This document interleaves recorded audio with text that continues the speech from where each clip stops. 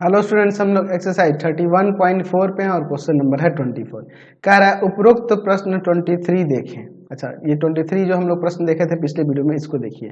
क्या कह रहा है, यदि उत्पादक बाग में मिलाई जाने वाली नाइट्रोजन की मात्रा का अधिकतमीकरण चाहता है तो मिश्रण के कितने थैलों को मिलाया जाना चाहिए और मिलाई जाने वाली नाइट्रोजन की अधिकतम मात्रा क्या है, ये हमें बताना है। देखिए, हम लोग पिछले वीडियो में क्वेश्चन नंबर 23 देखे थे ना, उसमें हमें नाइट्रोजन का न्यूनतमीकरण करना था और यहाँ पे अब कह रहा है क्वेश्चन में कि अगर अधिकतमीकरण करना हो तो कितने कितने दोनों प्रकार के थैले होंगे। दो प्रकार के ब्रांड है, पी और क्यू। चलिए अब इसको देख लेते हैं, 23 में कह क्या रहा था क्वेश्चन को, उसको देख लेते हैं, फिर हम लोग आगे बढ़ेंगे।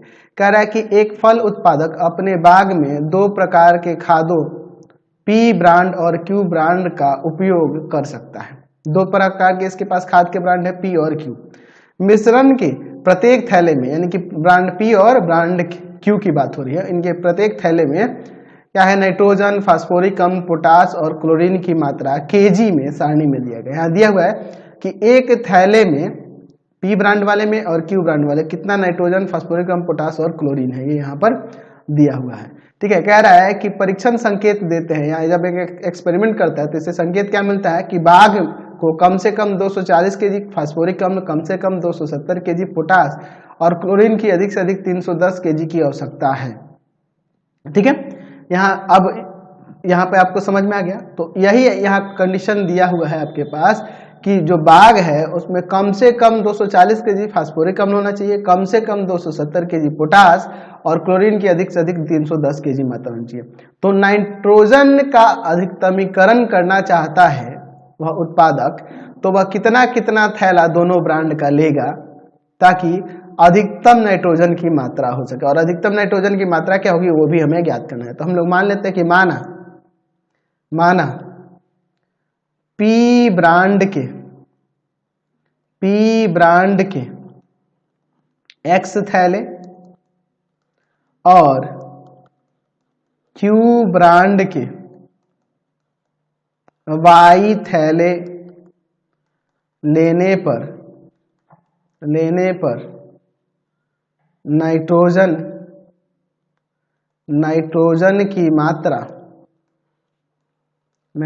की मात्रा अधिकतम होगी। ठीक है, ऐसा हम लोग मान लेते हैं। चलिए अब हम लोग यहाँ पर एक इससे रिलेटेड एक चार्ट बना लेते हैं अपने क्वेश्चन के हिसाब से। ठीक है, चलिए यहाँ पर हम लोग एक चार्ट बना लेते हैं। देखिए, इसमें दो प्रकार के ब्रांड हैं। ठीक है, पी और क्यू, और उनमें पोषक तत्वों की यहाँ पे मात्रा दी हुई है कितनी, तो 4 प्रकार के पोषक तत्व है ना, तो इसमें हम लोग 5 कॉलम बना लेते हैं सबको दर्शाने के लिए। चलिए ठीक है, अब इसके बाद देखिए कौन कौन से पोषक तत्व है। तो हमें नाइट्रोजन के ही अधिकतमीकरण करने के लिए कह रहा है ना, तो नाइट्रोजन को छोड़कर बाकी तीनों पोषक तत्व को यहाँ लिखते हैं। फास्फोरिक अम्ल है ना, क्या है ये, केजी में है प्रति थैला। ठीक है, यहाँ पर फिर उसके बाद पोटास ये भी दिया हुआ है केजी में प्रति थैला। अच्छा, और फिर है क्लोरीन ये भी है केजी में प्रति थैला। ठीक है, और यहाँ नाइट्रोजन ये भी दिया है केजी में प्रति थैला। और हमारे पास यहाँ ब्रांड जो है, दो प्रकार के ब्रांड हैं, पी ब्रांड है और क्यू ब्रांड है। ये दो ब्रांड के यहाँ खाद हैं। ठीक है, यहाँ पर एक खाद का ब्रांड दिया हुआ है। ठीक है, चलिए अब देखिए, पी प्रकार के ब्रांड में फास्फोरिक अम्ल है आपका 1 केजी प्रति थैला, और पोटास है आपका 3 केजी और क्लोरीन है 1.5 केजी। क्यू प्रकार वाले में 2 केजी फास्फोरिक अम्ल, 1.5 केजी पोटास और 2 केजी क्लोरीन है। ठीक है, अच्छा, नाइट्रोजन की मात्रा दी हुई है पी वाले में 3 केजी प्रति थैला और 3.5 केजी क्यू वाले में है प्रति थैला। आवश्यकता कितने कितने की है, आवश्यकता कितने कितने की है, तो कह रहा है कि कम से कम फास्फोरिक अम्ल 240 केजी होना चाहिए और पोटास कम से कम 270 केजी होना चाहिए, आपके क्वेश्चन में कह रहा है ना जी। और क्लोरीन की अधिक से अधिक कितना, 310 केजी। ये अधिक से अधिक और ये कम से कम दिया हुआ है।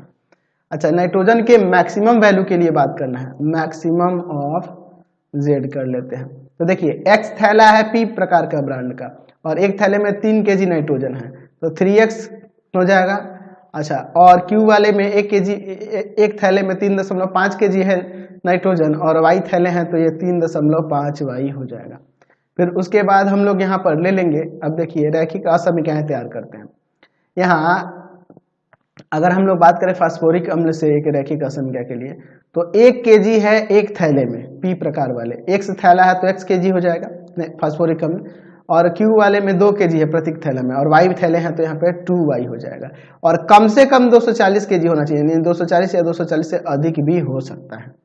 दूसरा हम लोग 3x प्लस का 1.5y is greater than equal to 270, इसमें से हम लोग कॉमन कर लेते हैं 1.5, तो यहाँ पे 2x प्लस का y is greater than equal to 270, ठीक है। इसमें इससे भाग कर देंगे तो 2x प्लस का y is greater than equal to 180 हो जाएगा, ठीक है।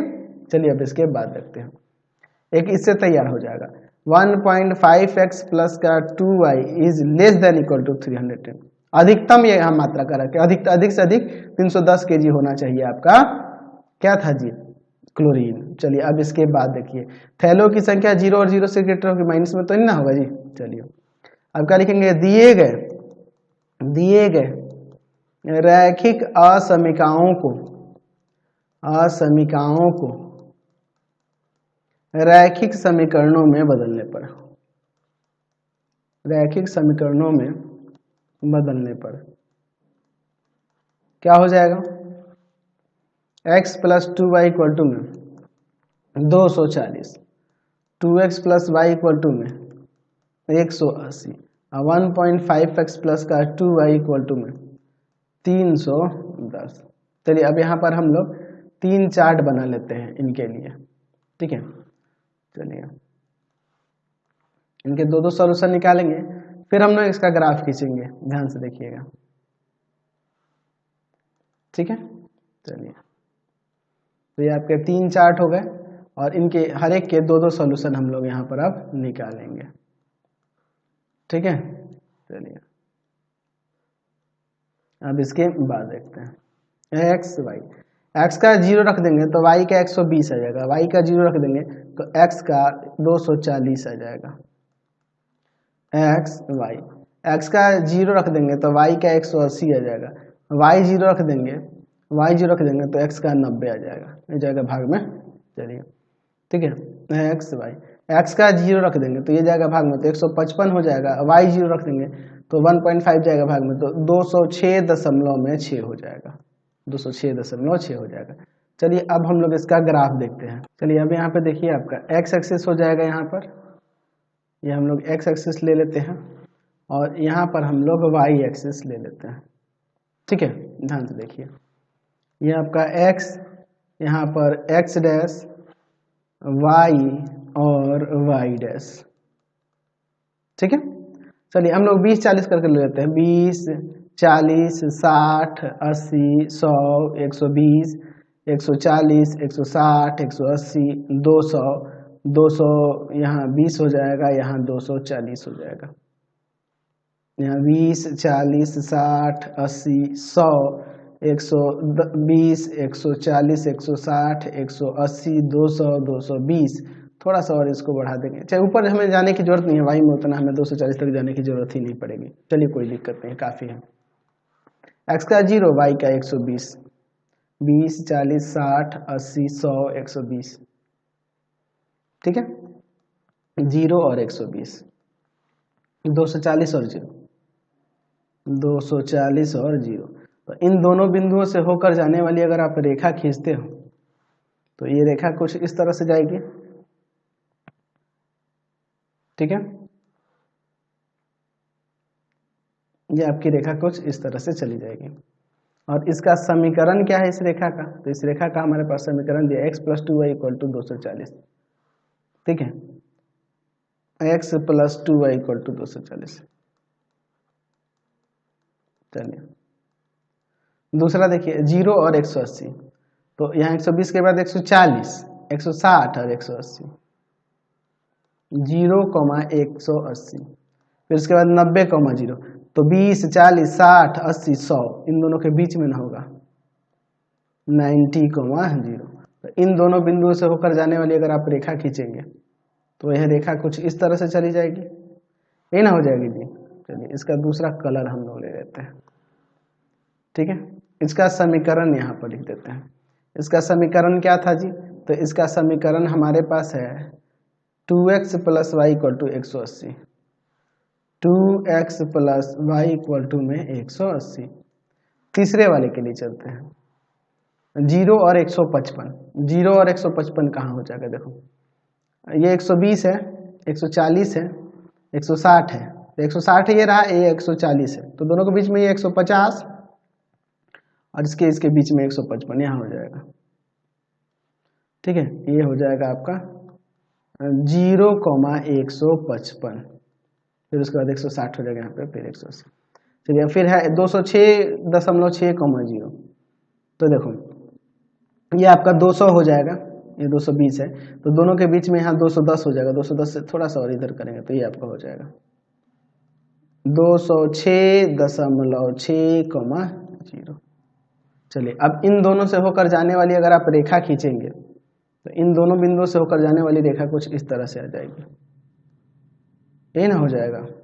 चलिए ये आपकी रेखा हो जाएगी, और इसका समीकरण क्या दिया है, तो इसका समीकरण यहाँ पर है 1.5x + 2y बराबर में 310, 1.5x + 2y = 310। अच्छा, हल क्षेत्र का आप पता करते हैं।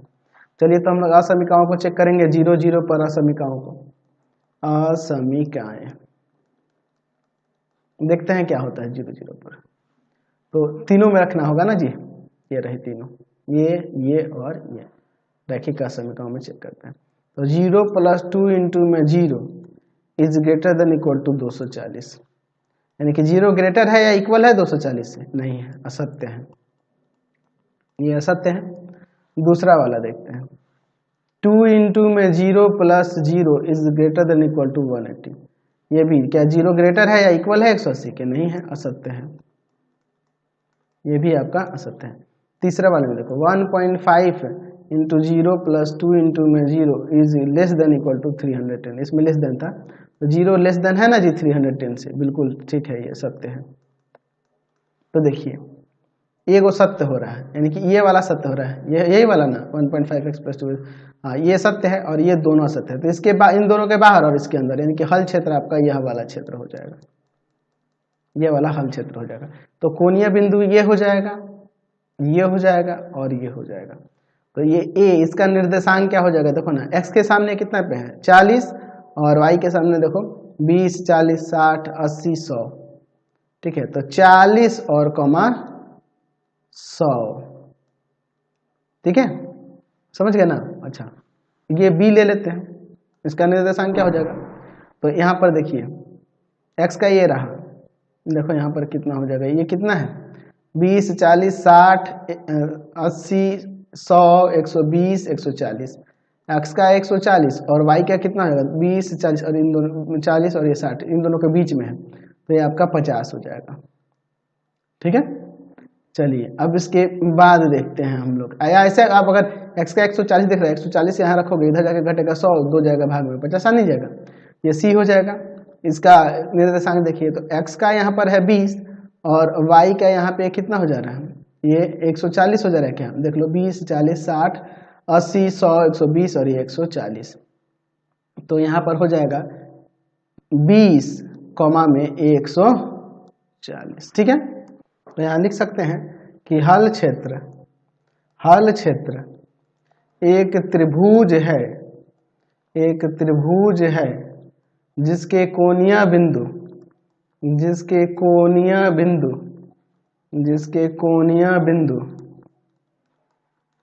ए 40,100, बी 140,50 तथा सी 20,140 है। चलिए तो अब इसका हम लोग यहाँ पर मैक्सिमम वैल्यू के लिए यहाँ पर एक चार्ट बना लेते हैं। ठीक है, चलिए ध्यान से देखिएगा। यहाँ पर 3 है ना जी, 3 है तो यहाँ हो जाएगा बाका 3 कोणीय बिंदु हैं, तो उनके लिए हम लोग यहाँ पे चार्ट बना लेते हैं। यहाँ पर लिख देते हैं कोणीय बिंदु और यहाँ z इक्वल टू में जो दिया है 3x प्लस का 3.5y। कोणीय बिंदु क्या क्या दिए हुए हैं? 40,100, 140,50, ये 50 था, 140,50 और फिर है 20,140। ठीक है, चलिए अब 40 और 100 रख देते हैं इसमें, तो यहाँ हो जाएगा आपका 4 3 120 और यहाँ पे 350, तो 470 हो जाएगा। इसको रखेंगे 140 और 50 को, तो ये 595 रह जाएगा। और फिर 40 कितना है जी, 20 और 140 इसको रख देते हैं इसमें, तो ये आ जाएगा 550। तो मैक्सिमम यहाँ पे हो रहा है ना जी, मैक्सिमम इस पे हो रहा है एट 140 और 50। तो हम लिख सकते हैं कि अतः P ब्रांड के 140 थैले तथा Q ब्रांड के 50 थैले लेने पर नाइट्रोजन के बारे में बात करना था जी, है ना। नाइट्रोजन की मात्रा अधिकतम होगी, ठीक है। और अधिकतम नाइट्रोजन की मात्रा कितनी हो जाएगी, यहाँ पे लिख सकते हैं अधिकतम नाइट्रोजन की मात्रा कितनी हो जाएगी, तो 595 kg। समझ गया, कोई दिक्कत नहीं है। तो इस वीडियो को हम लोग यहीं पे इन कर देते हैं। नेक्स्ट वीडियो में अगले क्वेश्चन के देखेंगे। आपको हमारे 3 चैनल को सब्सक्राइब करना होगा। पहला है पाथफाइंडर क्लासेस छपरा, दूसरा है आपके पास भारती भवन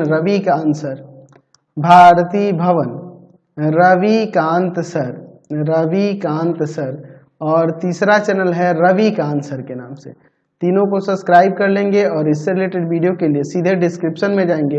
इससे रिलेटेड नोट्स के लिए गूगल पे जाकर सर्च करेंगे www.ravikantsir.in और यहाँ पर जाकर आप सभी क्लासेस के नोट्स और उनके PDF को डाउनलोड कर पढ़ सकते हैं। इंस्टाग्राम और फेसबुक पर जाके पाथफाइंडर क्लासेस छपरा को लाइक एंड फॉलो करना नहीं भूलेंगे। Thanks for watching the video.